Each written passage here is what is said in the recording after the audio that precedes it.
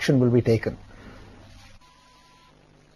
यही विपक्ष कहता है कि सीबीआई जो है वो कांग्रेस के एजेंट के रूप में काम कर रहा है और अभी ये सीबीआई से जांच की मांग कर रहे हैं।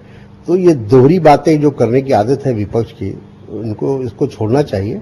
और अगर सरकार महसूस करेगी, अगर पीएससी की ऐसा कोई रिकमेंडेशन आएगा कि इसको जांच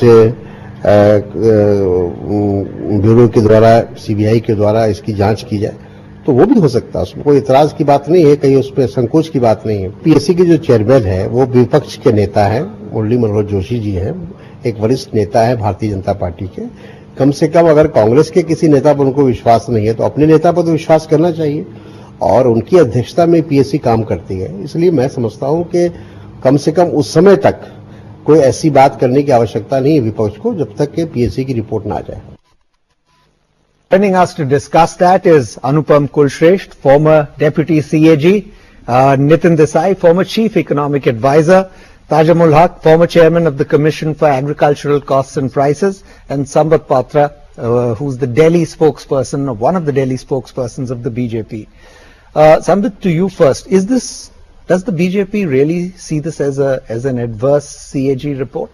Definitely, as we have maintained that it is raining scams, and this is just one of the droplets that has hit the ground. And the CAG has spoken of waivers being allotted to farmers who are ineligible, and in fact refraining to allot waivers to those who were eligible. And you showed in the promo the percentage of the people who were kind of not given the waiver. Then it speaks of faulty techniques in monitoring by the FDS, that is the... But let me just interject there. Yeah, please. The figures of incorrect disbursal, ineligibility to eligible person are relatively small, given that this is a 52,000 crore rupee scheme. Anybody, even the best managers, would find it difficult to manage a 52,000 crore rupee scheme without any leakage or any mistakes at all. Given that Rajiv Gandhi himself had said that out of every rupee only 15 paisa actually reaches, this seems like a very well administered scheme. So 10,000 crore rupees has been siphoned out of a 52,000 crore waiver scheme. So would we say that it is a well monitored scheme? Would we say that it is not under the... No, where do you get this 10,000 crore rupee figure from? No, this is what all adds up to. 13.46% of people who were eligible were not given the waivers. It's not. Nitin, your first impressions of I think the 13.4% who are eligible and who are not given the benefit clearly did not siphon anything out. The malfeasance, if anything, took place in the 8.5% who are not eligible got it.